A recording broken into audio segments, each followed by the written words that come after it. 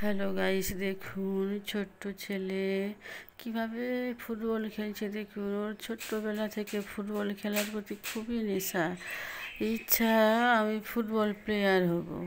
তো দেখুন, বৃষ্টির জন্য বাইরে বের হতে পারছে না, সেই জন্য ঘরের মধ্যেও আটকে রাখা যাচ্ছে না। ফুটবল নিয়ে খেলছে, হাঁড়ি খোলা ফেলছে, থালা বাসন ফেলছে, তবুও তো খেলেই যাচ্ছে। দেখুন কত সুন্দরভাবে খেলছে। দেখুন, ওর কাছে কিন্তু কেউ খেলে পারে না। ওর বয়সী বাচ্চারা ওর সঙ্গে খেলা করে, কেউ ওর কাছে পারে না। এত সুন্দর খেলে, বড় ছেলেদের সঙ্গেও খেলা করে, তাদের সঙ্গেও খেলা করে, খুব ভালো খেলা পারে, এত সুন্দর। তো ওকে ইচ্ছা কোনো একটা কোচিং সেন্টারে ভর্তি করে দেওয়ার, ফুটবল খেলবে। তো এখন বাড়িতে খেলছে। দেখুন, আমাকে দেখাচ্ছে, বলে দেখো আমি কেমন খেলছি। দেখো তো, হেড মারবে বলে দেখাচ্ছিল, কোথায় হেড মারবে, উপরে ফ্যান চলছে, তা সত্ত্বেও খেলেই যাচ্ছে।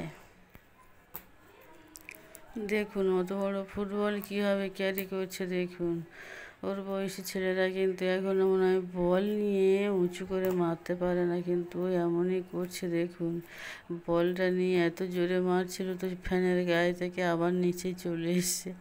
তো আমরা দেখছিলাম, মানা করলে তো শুনছে না, বৃষ্টির জন্য কোনো বাইরে যেতে পারছে না, ঘরের মধ্যেও তো খেলেই যাচ্ছে।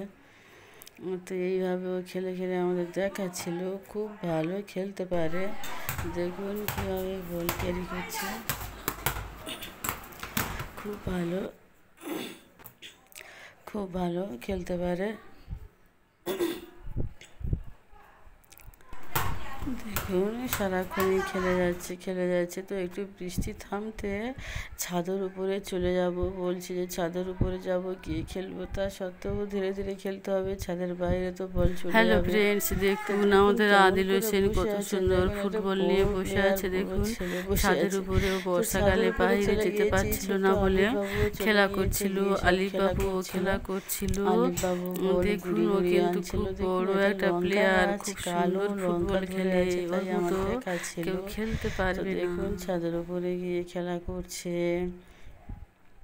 বল নিয়ে বসে আছে। দেখুন খুবই সুন্দর লাগছে। তো এইভাবে বৃষ্টির দিনের সময় কাটাচ্ছিলাম, বেশ ভালো লাগছিল। দেখুন বৈকালে আর মেঘলা ছিল বলে ছবিটা অন্ধকার হয়ে গিয়েছে। সেই ফুটবল নিয়ে খেলা করছে দুজনে। ছোট্ট বাবু ওর সঙ্গে সঙ্গে হেঁটে হেঁটে বল গড়িয়ে গড়িয়ে দিচ্ছিল।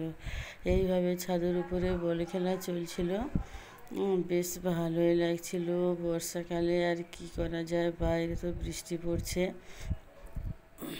চারিদিকে কাদা হয়ে আছে, ভিজে হয়ে আছে, বাইরে যাওয়া যাচ্ছিল না। তো আমরা মেঘ দেখছিলাম, ছাদের উপর দিয়ে মেঘ করেছে, খুব কালো হয়ে আছে। ওদিক থেকে মেঘটা, উপরে পাখি যাচ্ছিল, তাই বসে বসে দেখছিলাম।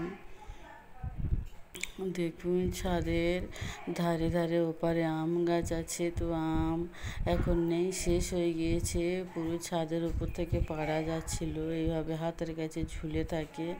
উপর থেকে সিনারি তুলছিলাম, দেখছিলাম, বেশ ভালোই লাগছিল। ক্যামেরাতে ততটা বোঝা যাচ্ছে না, কিন্তু খালি চোখে বেশ ভালোই লাগছিল।